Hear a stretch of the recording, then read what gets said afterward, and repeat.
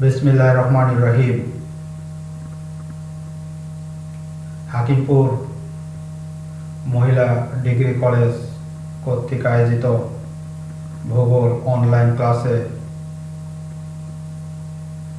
তোমাদেরকে স্বাগতম।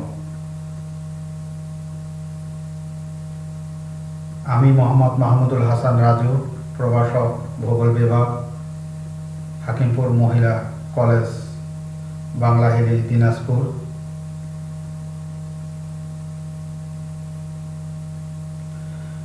আমরা প্রিভিয়াস ক্লাসে আলোচনা করেছি প্রাকৃতিক ভূগোলের বৈশিষ্ট্য নিয়ে, তাই না?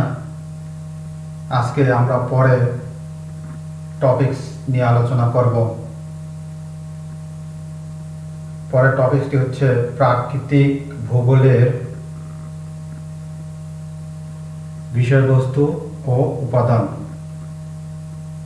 তাহলে আমাদের আজকে পাঠ প্রাকৃতিক ভূগোলের বিষয়বস্তু ও উপাদান। তাহলে প্রাকৃতিক ভূগোল এটা কি আমরা প্রিভিয়াস ক্লাসে শিখেছি। আজকে আমরা প্রাকৃতিক ভূগোলের বিষয়বস্তু ও উপাদান, এখানে বিষয়বস্তু ও উপাদান নিয়ে আজকে আমরা এই ক্লাসে আলোচনা করব।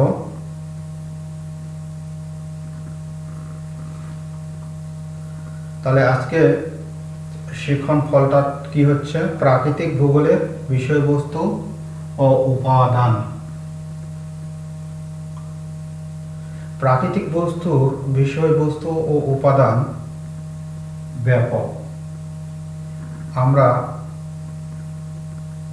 আলোচনার সুবিধার্থে প্রাকৃতিক ভূগোলকে আমরা কয়েকটি অংশে বিভক্ত করেছি। এগুলো হচ্ছে অশ্বমণ্ডল, বায়ুমণ্ডল আর বাড়িমণ্ডল, এগুলো। আর এই বিষয়গুলো প্রাকৃতিক ভূগোলে আলোচনা করা হয়। তাহলে অশ্বমণ্ডল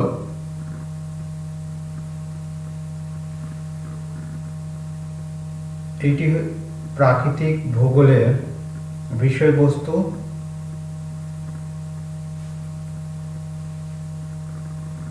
ও উপাদান। তাহলে অশ্বমণ্ডল এই বিষয়ের মধ্যে যা যা আমরা আলোচনা করব সেগুলো তোমরা দেখো। এটা হচ্ছে প্রাকৃতিক ভূগোলের বিষয়বস্তু ও উপাদান। তোমরা স্লাইডে দেখতে পাচ্ছ, তাই না? ভূ অভ্যন্তর গঠন ও স্তর বিন্যাস। ভূ অভ্যন্তর গঠনটা কয় ভাগে ভাগ করা যায়? দুই ভাগে ভাগ করা যায়। একটা হচ্ছে internal structure of the earth, একটা হচ্ছে external structure of the earth এবং লেয়ার অফ দ্য আর্থ।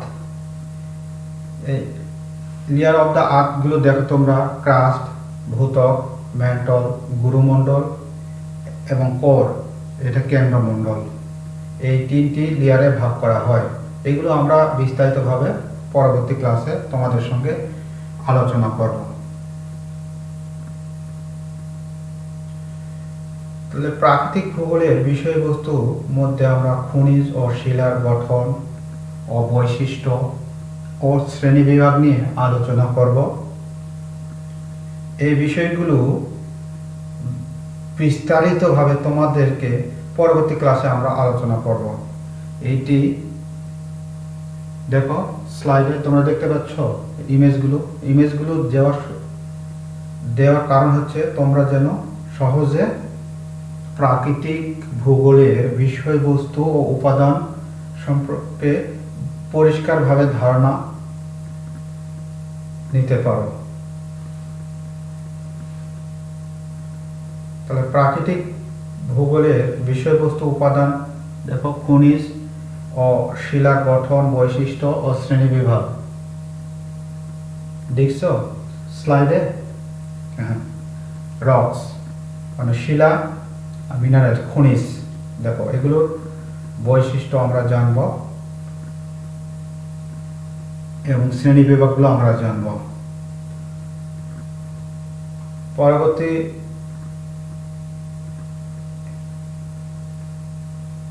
টপিকসটা দেখো, ভূমি রূপ, ল্যান্ড ফর্মস। ল্যান্ড ফর্মস ভূমি রূপ। দেখো তোমরা স্লাইডে দেখতে পাচ্ছ এখানে কি কি আছে দেখো তো স্লাইডে। এখানে আছে পর্বত, মালভূমি আর সমভূমি, তাই না?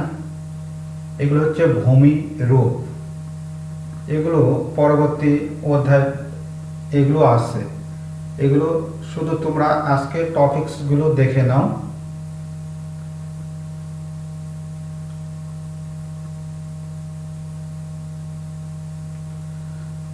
ভূমি রূপের পরিবর্তন। ভূমি রূপের পরিবর্তন, ভূমিকম্প, এই ভূমিকম্পর ফলে ভূমি রূপগুলোকে পরিবর্তন করে। আর আগ্নেয়গিরি, অগ্ন্যুৎপাত, সুনামি এগুলো আছে ভূমি রূপের পরিবর্তন। এগুলো হচ্ছে প্রাকৃতিক ভূগোলের বিষয়বস্তু ও উপাদান।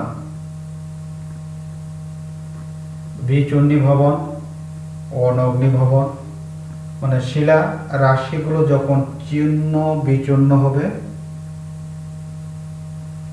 তখনই আমরা সেটাকে বলবো হচ্ছে বিচূর্ণীভবন, যেটাকে ওয়াইদারিং আমরা বলি। প্রাকৃতিক ভূগোলের আলোচনা আরেকটা দেখো আলোচনা, নদীর উৎপত্তি ও ক্রমবিকাশ। দেখো নদী, তোমরা কি জানো নদী কোথায় থেকে উৎপত্তি হয়েছে বা নদীর উৎসটা কোথায়? এটি পাহাড় বা পর্বত, ঝর্ণা এগুলো হচ্ছে নদীর উৎস। দেখো উৎস থেকে একটা নদীর একটা গন্তব্য স্থান রয়েছে, এগুলো আমরা পরবর্তী ক্লাসে তোমাদের সঙ্গে আলোচনা করব, তোমাদের কাছে আমি বিস্তারিতভাবে উপস্থাপন করব। শুধু টপিকসগুলো তোমরা দেখে নাও এক নজরে।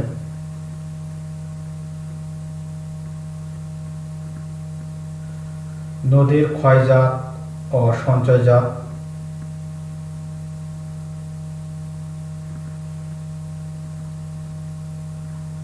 এগুলো হচ্ছে প্রাকৃতিক ভূগোলের বিষয়বস্তু।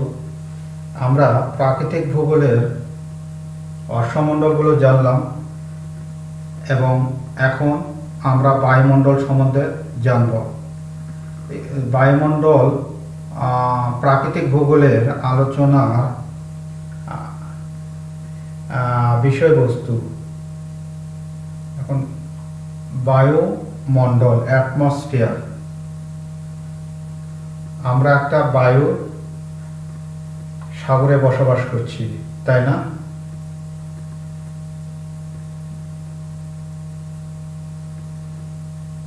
দেখো ইমেজটাকে দেখতে পাচ্ছ তোমরা? দেখো পৃথিবীর চারপাশে বায়ুর একটা আবরণ রয়েছে, তাই না? এইটি হচ্ছে বায়ুমণ্ডল। এই বায়ুমণ্ডলে কতগুলো স্তর রয়েছে। এই বায়ুমণ্ডলে বায়ুর গঠন উপাদান দেখো, বায়ু nitrogen, oxygen, carbon die oxide, hydrogen, argon, এগুলো বায়ুর গঠন উপাদান। এগুলো এই গ্যাসীয় উপাদান দ্বারা বায়ু গঠিত। এবং বায়ুর উপাদানগুলো দেখো স্লাইডে দেখতে পাচ্ছ? হ্যাঁ,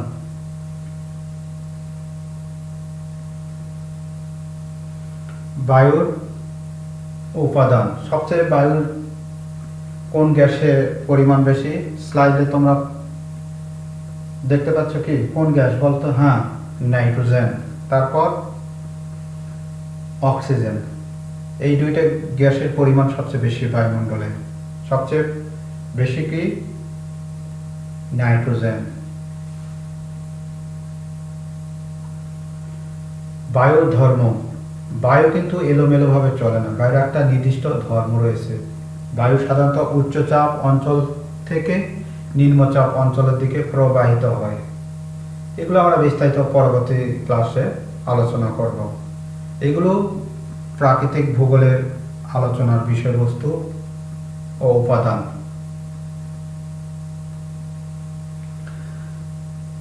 কিছুক্ষণ আমরা বায়ুমণ্ডল দেখলাম, তাই না, ইমেজে। এখন দেখো বায়ুমণ্ডলের স্তর বিন্যাস। বায়ুমণ্ডল গভীরতা অনেক দূর পর্যন্ত বিস্তৃত। আমরা সাধারণত যে মণ্ডলে বসবাস করি সেটা ট্রপোমণ্ডল। এই ট্রপোমণ্ডলে কিন্তু মেঘ বৃষ্টি সংঘটিত হয়। এগুলো তোমরা পরবর্তী ক্লাসে তোমাদের কাছে আমি আলোচনা করব। শুধু তোমরা ইমেজটি দেখে নাও। প্রথম কি ট্রপোমণ্ডল, স্ট্র্যাটোমণ্ডল, মেসোমণ্ডল, থার্মোমণ্ডল, থার্মোস্ফিয়ার যেটা বলা হয়।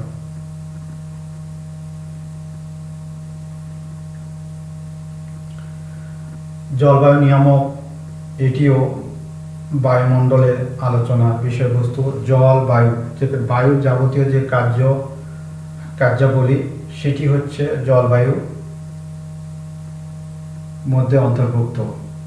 আর এগুলো হচ্ছে প্রাকৃতিক ভূগোল আলোচনা করে।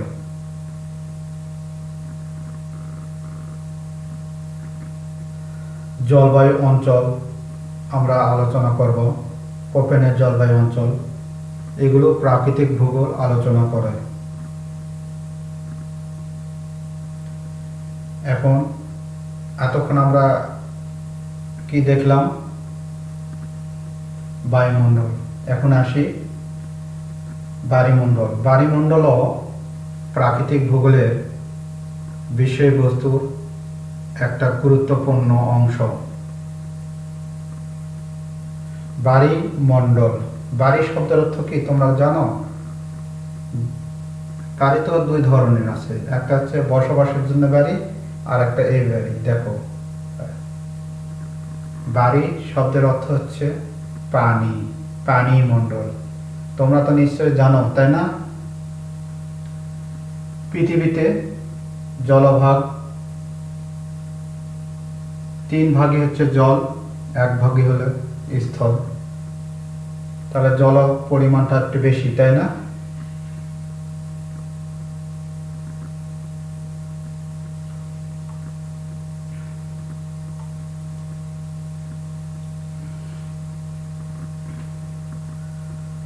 বায়ুমণ্ডল বা হাইড্রোস্ফিয়ার যেখানে বলা হয়। তাহলে পৃথিবীতে জলভাগ কত পার্সেন্ট? 71, তাই না? আর বাকি স্থলভাগ 29, এই 100%। তাহলে জলভাগের পরিমাণ কত? 3 ভাগ, আর স্থল 1 ভাগ।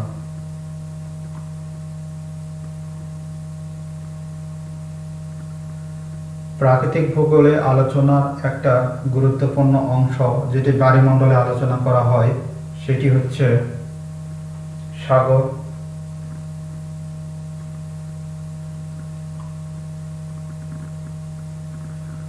মহাসাগর,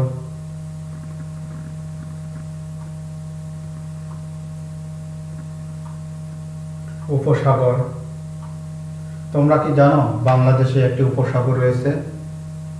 তোমরা কি বলতে পারবে? হ্যাঁ, বঙ্গোপসাগর।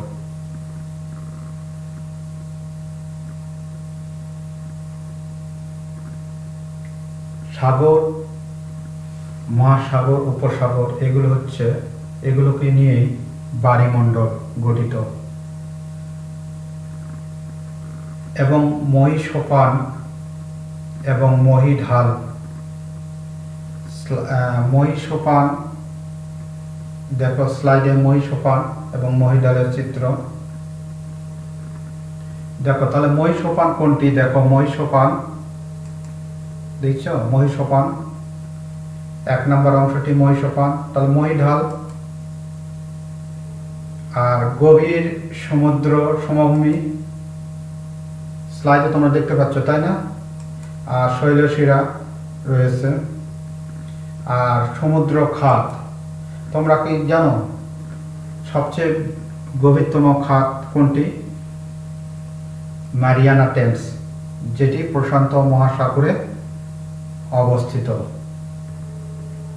এগুলো হচ্ছে প্রাকৃতিক ভূগোল আলোচনা করে। এবং সমুদ্র স্রোত, পৃথিবীর সমুদ্র স্রোতগুলো নিয়েও প্রাকৃতিক ভূগোল আলোচনা করে। সমুদ্র স্রোতের কিন্তু কারণ রয়েছে, এই কারণগুলো আমরা বিস্তারিত ভাবে তোমাদের সামনে উপস্থাপন করব পরবর্তী ক্লাসে। এগুলো দেখে নাও স্লাইডে, এগুলো কি? সমুদ্র স্রোত। এগুলো হচ্ছে প্রাকৃতিক ভূগোলের বিষয়বস্তু। জোয়ার ভাটা, এগুলো আমরা জানব। জোয়ার ভাটা, জোয়ার কি, ভাটা কি, কত সময় পর জোয়ার হয় এবং কত সময় পর ভাটা হয়, এগুলো আমরা বিস্তারিত ভাবে আলোচনা করব।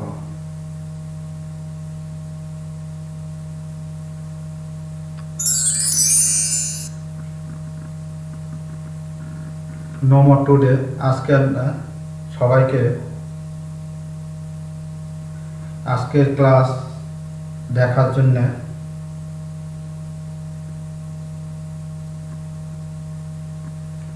তোমাদেরকে ধন্যবাদ। তোমরা এই ক্লাসগুলো এবং দেখবে এবং তোমাদের বন্ধুদের দেখার জন্য উৎসাহিত করবে। আমরা পরবর্তী ক্লাস নিয়ে আলোচনা করব প্রাকৃতিক ভূগোলের গুরুত্ব। ধন্যবাদ।